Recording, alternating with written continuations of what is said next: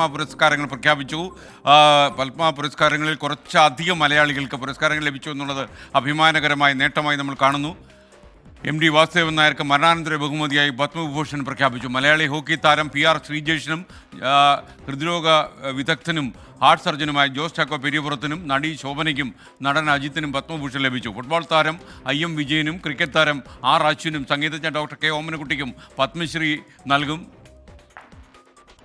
ഇപ്പോൾ ഡോക്ടർ ജോസ് ചാക്കോ പെരിയപുറം നമുക്കൊപ്പം ടെലിഫോൺ ലൈനിൽ ചേരുന്നു. ഡോക്ടർ, കൺഗ്രാജുലേഷൻസ്, വലിയ നേട്ടമാണ്. ഈ അഭിമാന നിമിഷത്തിൽ എന്താണ് നമ്മുടെ പ്രേക്ഷകരോട് പറയാനുള്ളത്?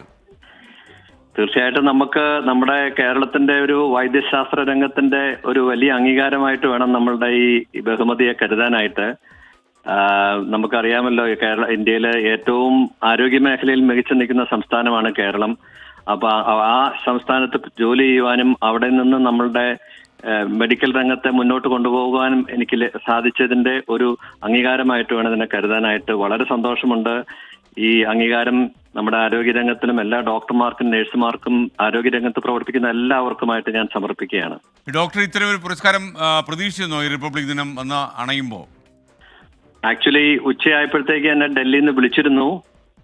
ഡോക്ടർ ഒരു പ്രസിഡന്റ് അവാർഡ് തന്നു കഴിഞ്ഞാൽ സ്വീകരിക്കുമോ എന്നോട് ചോദിച്ചിരുന്നു. ഞാൻ തീർച്ചയായിട്ടും സ്വീകരിക്കുമെന്ന് പറഞ്ഞിരുന്നു. അതാണ് എനിക്ക് കിട്ടിയിരുന്ന ഒരു ഇന്റിമേഷൻ ആയിരുന്നത്. പക്ഷേ ഒഫീഷ്യലായിട്ട് വന്നാലല്ലേ നമുക്കത് തീർച്ചപ്പെടുത്താനാവൂ.